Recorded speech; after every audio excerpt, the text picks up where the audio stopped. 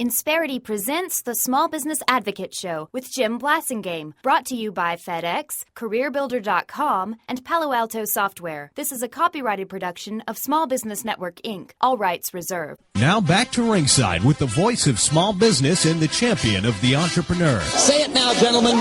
Undisputed heavyweight champion of the world. The Small Business Advocate, Jim Blasingame. Welcome back, 34 after the hour. Thank you very much for hanging out with me. Thanks for being part of my day. My pleasure to continue to be with you, as always. Very excited about having our good friend Kirk Cheyfitz back on the show, ladies and gentlemen. Kirk's a great friend of ours and a longtime member of our Brain Trust. He's the author of Thinking Inside the Box. He's a Pulitzer Prize finalist when he was in his journalism days. He's the founder and the president of Story Worldwide, which is the most unique, the most avant-garde marketing firm and advertising firm on the planet, probably in the galaxy. And he's our good friend. We're glad to say that. Kirk Cheyfitz, welcome back to the show. Thank you very much, Jim. It's good to have you back.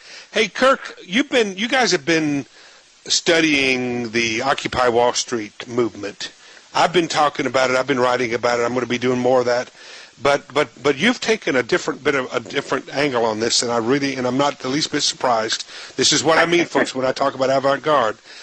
Kirk, if there's one thing we know at least at this moment about the Occupy Wall Street crowd, is there are a lot of misconceptions about them, aren't there?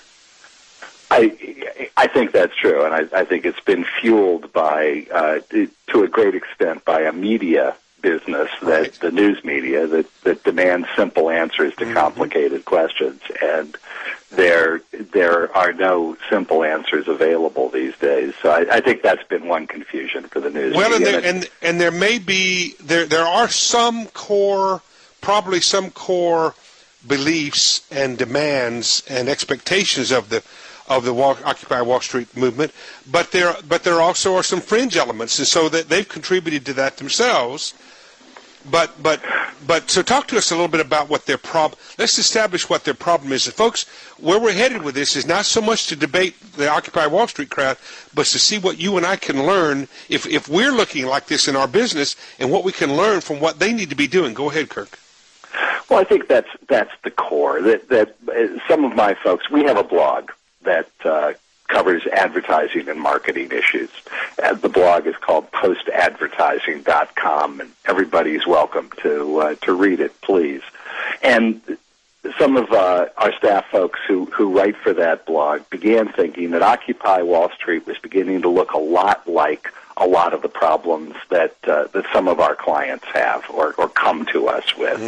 And that is, after years of being in business, they've got 47 stories out there. They do, 6 or 8 seemingly unconnected things. In some cases, it's 100. And nobody can quite understand where they're coming from, where they're going to, or what their real story is. Now, that could sound like a big multinational corporation. It could sound like, a hardware store with too many departments. Or it could sound like Occupy Wall Street. From a big business standpoint, it's where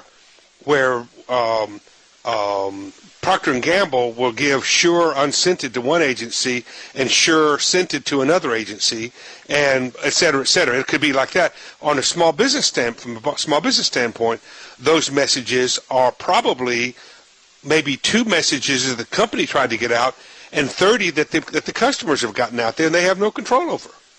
Exactly, and there may be another 8 or 10 that your employees are getting out who don't quite understand what your core story is. Exactly.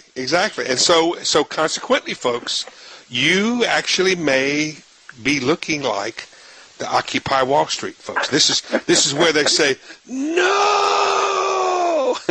But any good small business should look like Occupy Wall Street, in that it should be trying to take over the country, or that's my goal.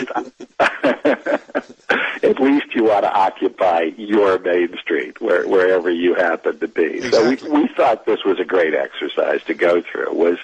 We have a process called the Story Brand Development Workshop.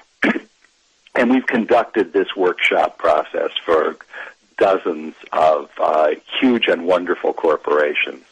And we thought we would illustrate how it works for everybody by taking Occupy Wall Street, without their permission, I must add, through this same process. Right.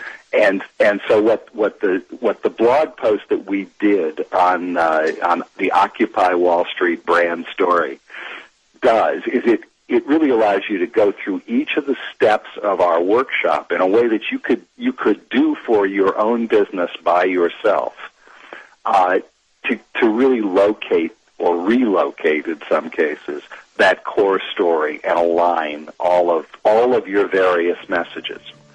And what's interesting about it is it's not about just saying one thing. That's not it at all. But it's a way of, at least, folks, we're trying to give you a little bit more control, and so that you really can pull this off in a way that serves you, not in a way that doesn't. We're going to talk more about this with Kirk Cheyfitz after these messages. 2012. Stay with us. Gonna climb a mountain.